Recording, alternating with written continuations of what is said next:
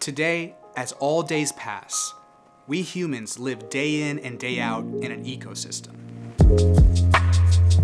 An ecosystem is a community of interacting organisms and their shared environment.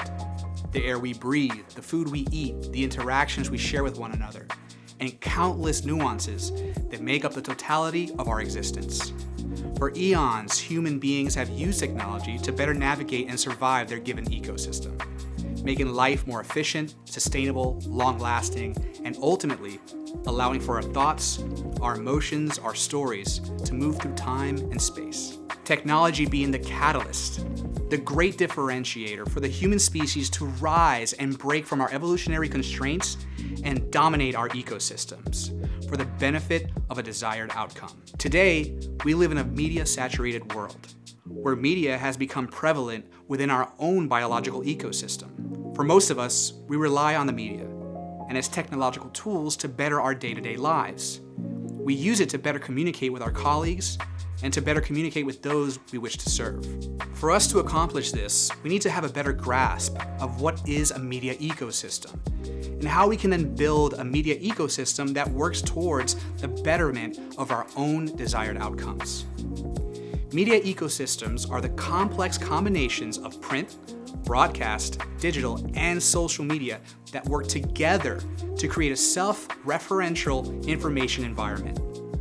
In modern advertising and marketing, that is billboards, street-level signs, mailers, television, radio, email, websites, blogs, and social media sites that all work in collaboration to uplift a particular business presence. All this can be quite overwhelming for any business that attempts to go ahead and take this on alone, especially in our current technological era. In 1967's The Medium is the Message, Professor Marshall McLuhan discusses that the medium is more important than the content delivered.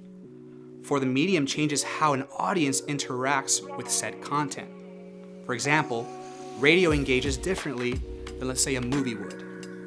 This, of course, has changed over time, where we were all once consumers of information, watching our TV screens or listening to the radio.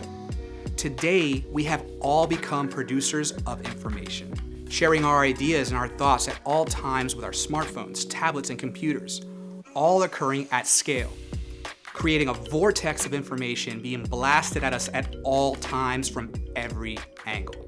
So how the hell do we navigate all of this? In Edgar Allan Poe's A Descent into the Maelstrom, Poe depicts a harrowing tale of a man recanting his near-death experience after a hurricane traps his ship in a furious whirlpool vortex. This man was facing certain death. At first, he was horrified, but then in a moment of revelation, he noticed that the maelstrom was beautiful within itself. He calmed down and observed how the objects moved around him. He noticed that the larger, heavier spherical shapes sunk faster. So he decided to abandon his ship and grasp onto a cylindrical barrel until the whirlpool subsided and was saved hours later by some passing fishermen. Now, he was on that ship with his brother, and his brother held on to the ship, and he never made it out. It's some really dark stuff. But I often find myself like that man from Poe's story, overwhelmed by the vastness of a power I do not fully understand. But I just remember to remain calm and to simply pay attention, see what is happening in these new environments that are changing the ecosystems that we are accustomed to, so we can then master the storm. I dare say that we can ourselves become that storm. We can become like the maelstrom and take hold of those that come close to us.